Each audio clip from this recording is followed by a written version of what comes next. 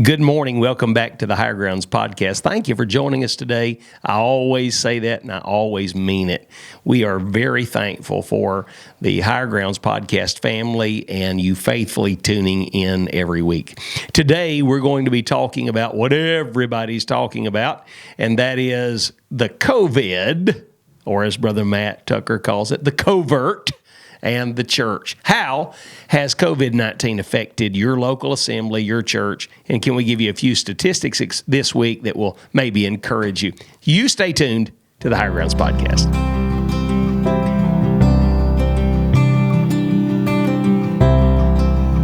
Well, good day and welcome back to the Higher Grounds podcast. Thank you for joining us today, and we appreciate you tuning us in each week. And we are extremely excited about what God has in store for us on today. As you can see, around the table, we've got a few of our friends, not the normal guys around the table, but guys that you see quite regularly here at the old podcast, or to call it what Brother Wilson does, the potcast.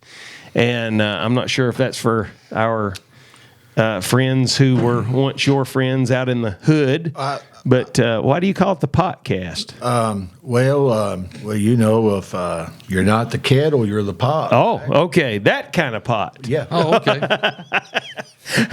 We're having a good time today, drinking a little coffee and fellowshipping and shooting a few episodes today, and it's been good to be here. How you doing, Matt? I'm doing good, preacher. Doing real Good. Well, this will air on the week of your marriage conference. Tell a little bit about what's going on with that. Yeah, we're going to have a marriage conference the 13th and 14th of November, and we didn't send out a bunch of flyers and invitation, not because of the COVID, just for cash. And we didn't charge for the conference, and so it was for our church. We invited a handful of folks to come, and it starts on Friday night and goes Friday night and Saturday. And so we're excited about that. Got Dr. Drew on Friday night, and then got my pastor and Dr. Dex on Saturday. And so we're looking forward to a great time together. Got barbecue catered in. Yeah. And so we're going to have a good meal Friday night, and we're looking forward to a great time together. Well, we'll have marriage conferences coming up in 2021, Lord willing, for our podcast family to get in on. We'll probably do that somewhere up around Gatlinburg, Pigeon Forge, like we've done over the last several years. But looking forward to that. How are things going, Brother Wilson? Well, they're going well, but I have a question for our dear marriage conference host. Yes. And that is? Did he just uninvite everyone listening? I mean, all of our viewers, Pretty and he much. basically just say, we're having a good time, but you don't be there. No, it was a prayer request. Oh, okay. Yeah, it was a prayer. request. It was like, we've got a conference that's just for a handful of folks that have pray for already us. registered and Yeah. they're already a part. Okay. And we are at full capacity. Okay, That's what he was saying. full capacity. And so we wanted them to pray for it. I thought he said he was out of cash. That's what I thought he said. That's why we didn't invite a lot of people, because it's going to take a lot of cash. This is our first one, so I didn't know people usually charged, $20, $25 a person. Right. And if I knew that, we could have, just $25 a So they can come if they bring money. Well, but the ones that are already coming, they get to come in free. They can come. We might not all get to eat, but they all can come. Okay. I mean, and I'll give up my plate. Okay, yeah. Yeah, I can do that. Yeah. All right. Yeah, so they will. Well, me and Janice are Come going to on. be there. Come on. You They- mark yeah. it down. I didn't get invited. I'm going. Yeah, He's come on. going. Yeah. What about that? And I'm Yeah. eating 2 plates. Yeah. I don't know what's going to be on them. Yeah, come on. Yeah, Yeah. they can come. Y'all can come. we can open a can of bacon beans, beanie I've weenies. done it before. Yes, sir. Yeah, Absolutely. we'll go right straight to Dollar Menu right up the road at McDonald's there, and we'll when we run out of barbecue and baked potatoes, we'll start eating big McDoubles and McChickens. Nothing the, wrong with chicken nuggets. The episode that we did on this been a few weeks ago or did it air this past week on the traveling abroad? It was there this past Monday. Yes, sir. Man, that went good. Yes. I mean, we had a good time with that episode, and folks have laughed and sent in comments about it, and Yes. and we've had a good time with that. Hey, I got of course, Charlie. Charlie is out on the table today, but I've got a friend for Charlie. Meet Clive the cowboy. This is Clive, and Clive was donated to the podcast by Pastor Mark Biddy of the Harvest Baptist Church in Dawsonville, Georgia. And he said, I want you to put Clive on there. And so Clive is here, and he is going to be working on us a new table for the podcast room, and looking forward to getting that table in, and going to have some changes coming around to the studio and in 2021. Looking forward to it. We really are.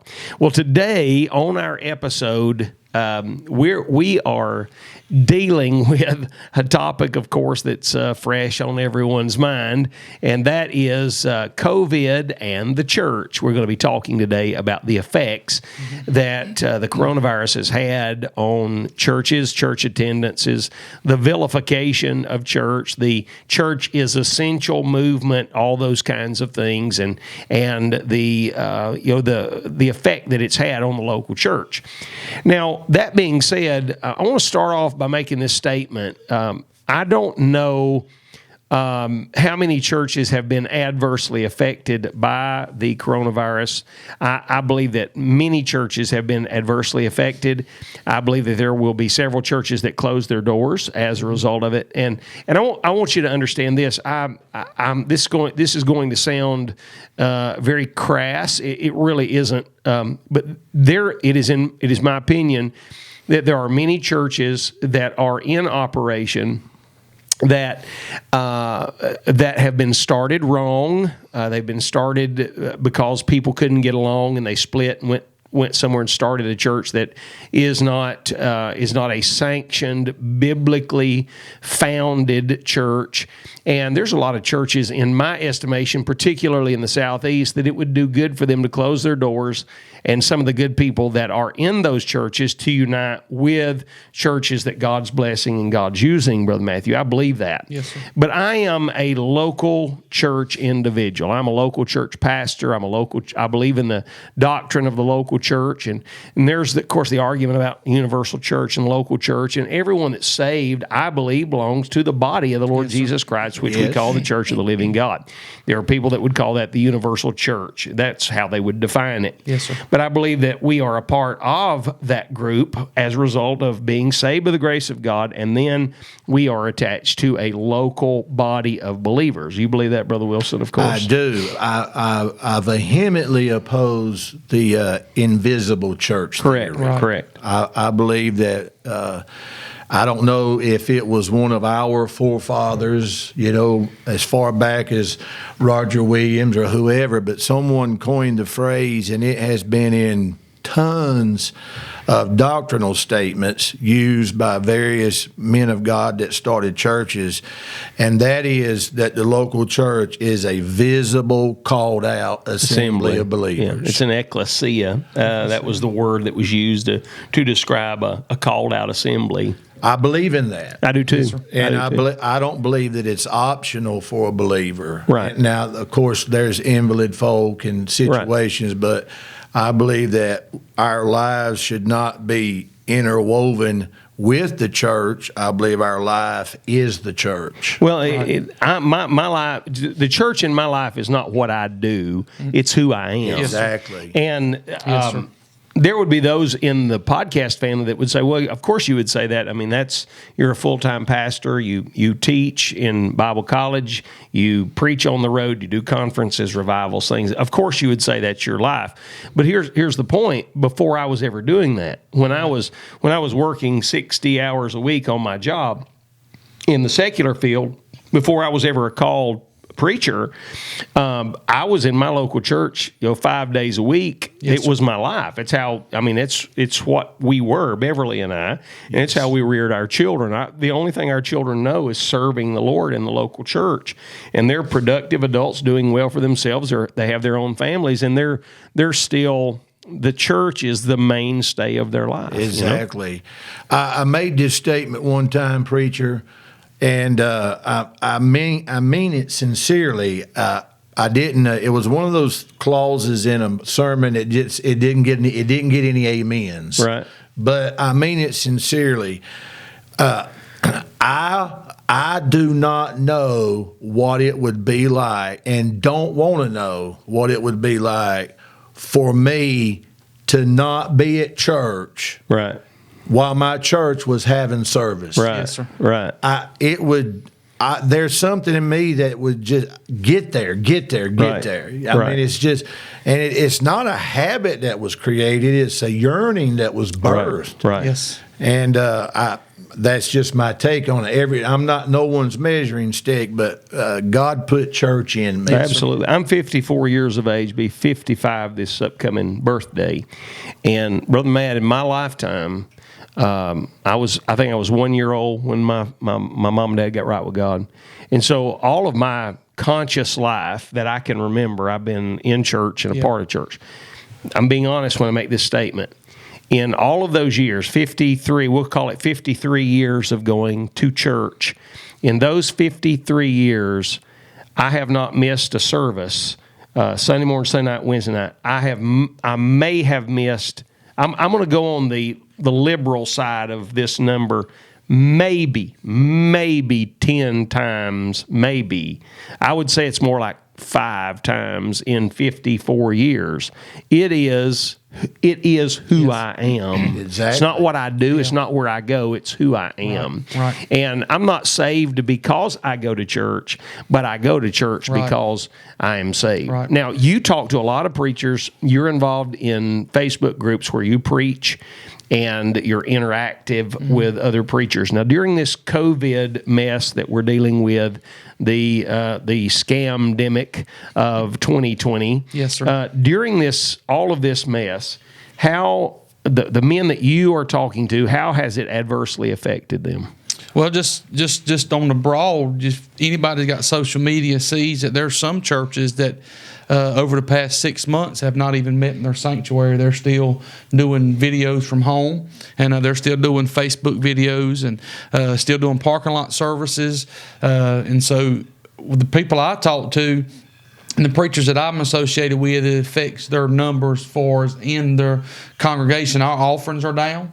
Our attendances are down. And that's just ever since for the past 6-7 months, it's just the way it's been. All of our folks have come back, but one family. And I was talking to you earlier before we even shot the podcast. Those folks that haven't come back to church yet have been to the coast 3 times. And they've been down to the coast in the midst of when they said Myrtle Beach was the hot spot for the COVID. And so it's like anything else. It's an excuse that folks are going to use. You don't want to go to work, you use an excuse. You don't want to do this, you're going to use an excuse. And this is an excuse that folks are being able to use. And so that's just how it is. And we got folks now that won't come to church when they're sick and all, and that's good. We don't want if you're sick, got things going on when you come, but now they're using it.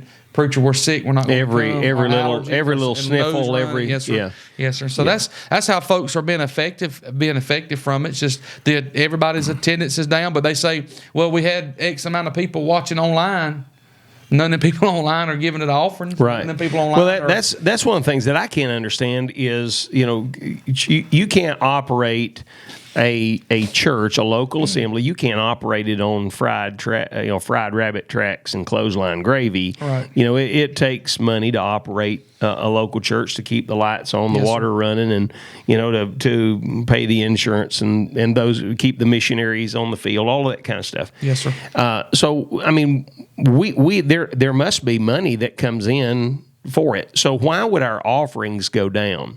The only reason our offerings would go down is people are robbing from God. Right. And if you think you're in a bad mess with COVID and you are, in dire straits and possibility of, having real complications from COVID, if you're a child of God and you go robbing from God, the consequences from that are going to be dire somewhere down the road. Wouldn't you agree, Brother Wilson? I would. Not only that, but there comes the perspective of having to deal with COVID and judgment. Yes. Simultaneously. Now that's just not anything I'm interested in. No, me at all. either. I don't want either. No, I want the blessings of the Lord in my life. But Yes, sir. on that note, I want to tell you how extreme it's getting. There are people now. Now I'm not talking about rumorvilles. I'm talking about out of their lips into my ears that are in other churches, not ours, but other churches, friends and loved ones and so forth. If they have been suspected of being exposed, they're quarantining themselves. So let's say you saw someone in the store and you said hello and they said hello, and then you find out 2 days later that they tested positive. I know. They're shutting themselves up and Right. not going to church for 2 weeks. Now, Right. my question is, they're not staying at home from work for 2 weeks. Right. And they're not. If they were, they wouldn't have a job unless Right. they're self-employed, and then they wouldn't have any money. Yeah, you know. and we've seen some of that. Well, they were Not in our church necessarily, but I've seen some of that with other people Yeah. that I've known. Now, let me make this statement. Unless you think that we're taking a light view of this, I've had COVID. I've had COVID-19. My wife's had it. Every one of my children have had it. My in-law children have had it. There's a potential, I think, that even some of my grandchildren may have had it. So it's not that I don't know anything about it. I've had it, you know. And I will say this: that even when I had it and could not come to church, do you know what I did? I came to church. I drove to the house of God. I sat in the parking lot and listened to the online service, or I walked the property and had prayer and prayed over the congregation and prayed over the people that were in there while I had the virus. And the reason that I did that is not because I'm super spiritual, because anyone that knows me knows that I'm not, but I have it in my heart to be at this place and to serve God at this place. I mean, that's in me. Yes, sir. And, you know, while I had the COVID, my wife had a more severe case of it than I did, but I was able to continue to jog and run every day that I had it. It hurt, and it took the wind out of my sails, but I pressed on through it.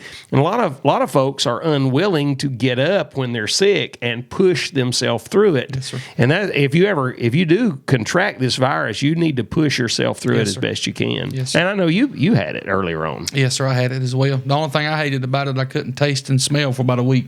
Yeah. And so when I ate steak and salad, I didn't get to taste the steak. So Yeah, that's a downside to it for sure. That's a downside to it. You know, what do you think about the local church, Brother Matthew? What's your view on the local church and how you view how people should be attending it or involved in it? well, we always use Hebrews 10 and 25. Not forsaken. Not forsaken, and there's no expiration date or clauses to that. I tell our folks all the time, you got to use common sense. If you're sick, stay at home.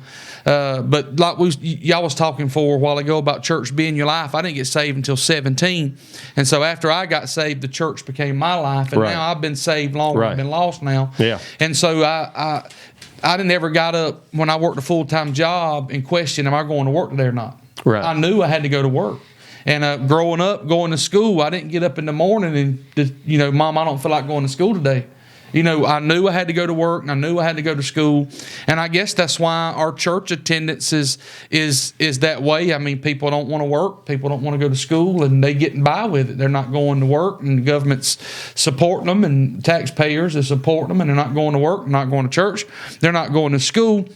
I tell our folks all the time, I got folks that when they're not going to be there, they won't call, and then if I treated my job the way I treated my church, I wouldn't have a job. Yeah, long. you're preaching. And so You go right ahead. that's the way I look at it, and I understand folks always say, preacher, church don't solve everything, but it sure helps.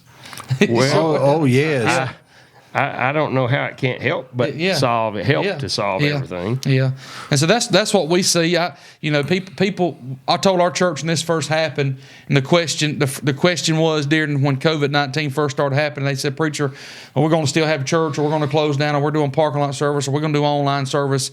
And they said the church is not essential. And I said the reason why they're saying the church is not essential is because of all these years we've been living like it's not essential. Right. So church is essential. It's imperative for my family. It's imperative for me and my spirituality to be at church on Sunday morning, Sunday, Well, Wednesday night. you- With that being said, Pastor, would you not agree that the majority of men that we know and you know that are watching the podcast that are pastors never fathomed before 2020 Right.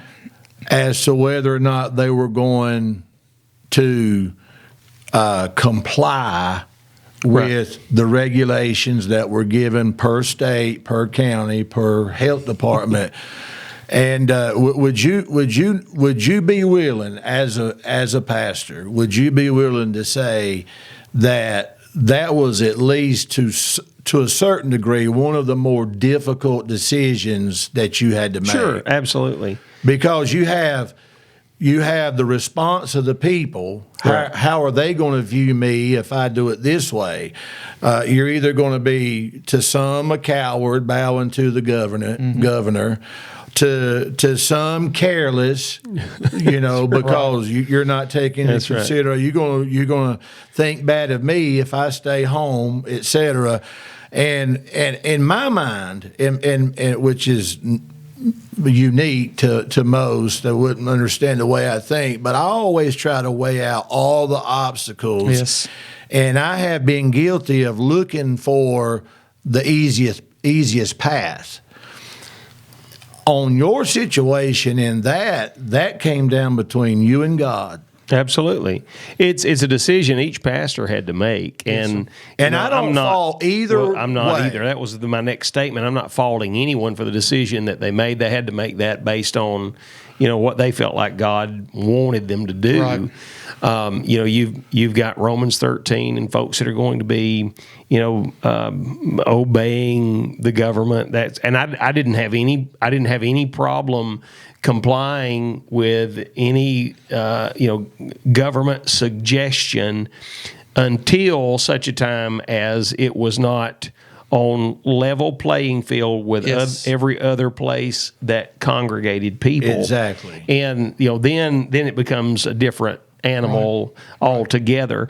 And during World War II, Hitler very slyly began to put the pressure on churches in Germany, and it was only men like Dietrich Bonhoeffer who stood up against him. Only a handful did, and they went along. Many of them went along with him until every bit of their rights were stripped from them as far as worshiping and what they could say and couldn't say. And it happened a little bit at a time, and it happened for the good of Germany. And the next thing you know, Hitler is controlling the church. Same thing happened in communism, and people would say, oh, that's just, you're fear-mongering when you talk about that happening in America. But these things happen little bit at a time, just little bit at a time. And when you have the Supreme Court that made the ruling it did on the case from Nevada, and then, of course, California stepping up and really putting the screws to churches, everyone from Jack Trieber to Calvary Chapel churches to John MacArthur's church and all the others, you see how quickly the governments can step in and put the screws to the church and violate our constitutional rights. Why do you think the smaller governments thought it was right for them to go beyond restrictions that state government and like even local federal government municipalities? Yeah, I mean, you had in California, you had counties that were. Well, that also happened in the North Carolina, in the Asheville area around Asheville, and of course, if you know anything about the political structure in Asheville, it is excessively liberal, and there are many in the Asheville area who would love to rid their community of the influence of the church, and so I think that's what you have in these smaller municipalities. It's not a care or a concern for public safety. It's under that auspices, but it's not as much that as it is the bottom line is governmental control. Yes. I mean, that's my opinion. Now, I used the term scamdemic a while ago, and I'm going to take some heat for using that term by some. But let us let in these handful of minutes we don't have but a handful of minutes left. So let's let the figures speak for themselves. Okay, these figures are brand new. They were as of today from the Center for Disease Control. All right, the U.S. population is 328,239,523, roughly. Okay, so you got 330 million people in America. Total deaths from the coronavirus are 0.0007% of America's population. I mean, we're not even talking about one half of 1%. Okay. Right. Then if you look at the total number of corona cases and the total number of corona deaths, this comes from the CDC as of today, there have been a reported 9,268,818 coronavirus cases. Okay. Now remember, you got 330 million people, 9 million cases. Out of that, there have been 230,893 deaths. Could be some of them are not even corona deaths. I mean, we know that that's a possibility. Yes, all right. But even if they were, even if all of that's true, the deaths from the positive cases of corona is 0.024%. Not even a quarter of 1%. Are fatal cases of coronavirus deaths.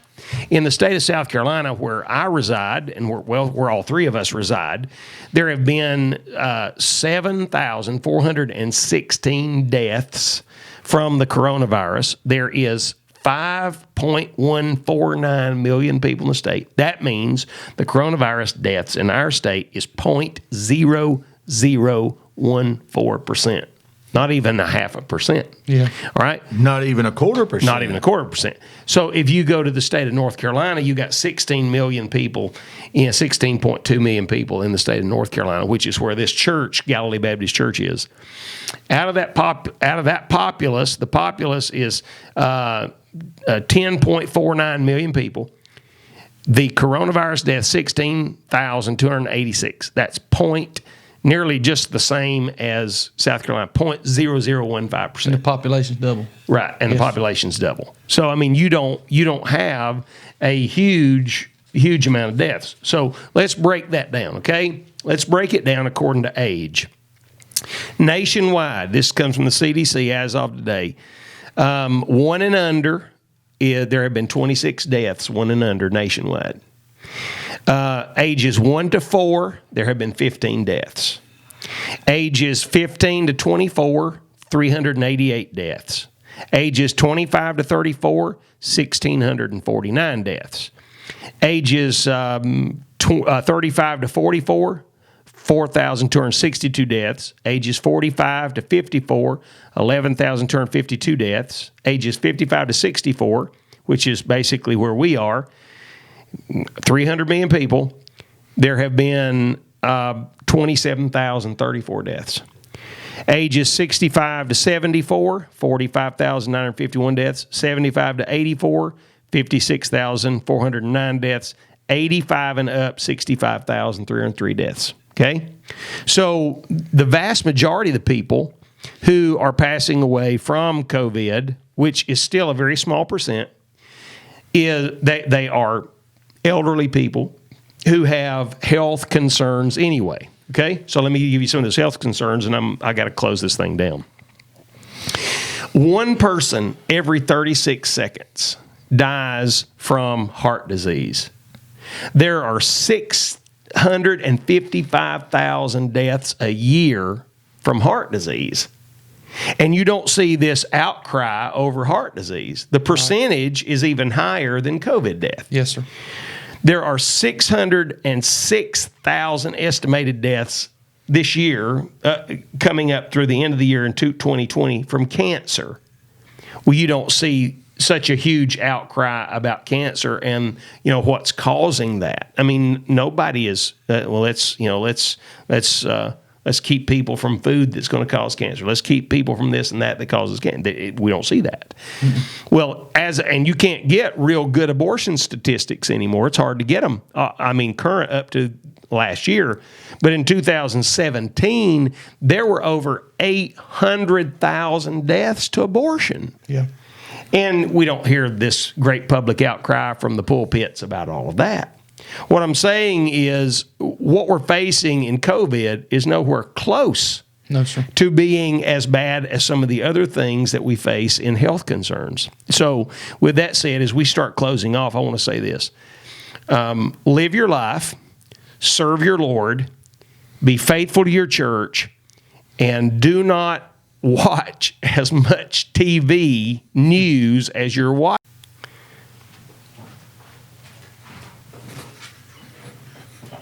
Stop watching as much TV news as you're watching, because it's fear-mongering, and the Lord has not given us the spirit of fear, Amen. But of power and of love and of a sound mind.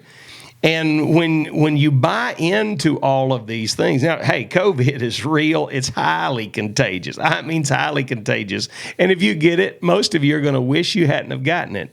But for the vast majority of you, it is not going to permanently disable you, and it is not going to kill you. It is something that you're going to work yourself through. Wish you hadn't have gotten it, but you're going to be the better for it. I was in a meeting recently, and I was talking to a guy. He said, how are you doing through all of this? I said, well, I've had COVID, and he kind of backed up a little bit. I mean, I hadn't had it in a long time, and he's backing up from me. And he said, you can get it again. I said, I've heard that. Said, do you know anyone who's had it again? He said, well, no.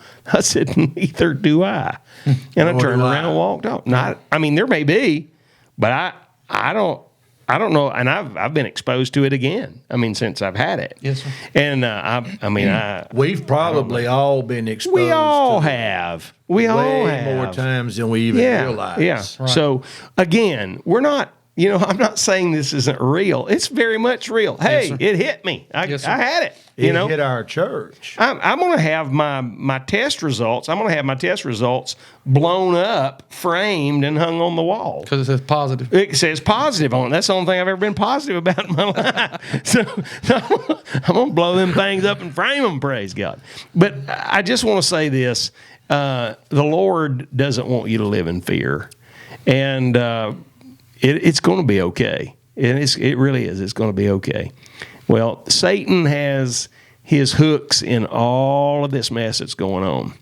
And we need to be very much aware that God is in control. And he's going to take care of us, and he's going to take care of our churches. We know that for sure. Hey, thank you for tuning in. Hey, Brother Wilson, thank you for being with us today. Yeah, it's always good. Always good. Matt, thank you for being in front of the camera today. Again. Praise the Lord. Again. Yes, sir. And I don't know when this will air, but I do know this.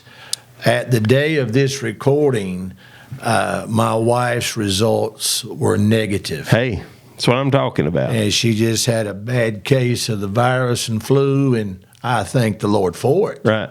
Of course, people die from that too. Well, that's true, but it's not nearly as contagious. Right. I don't have to go into quarantine that I know of. Right. And now she may put me out, but it won't be because of the COVID. Right. I understand. Amen. I understand.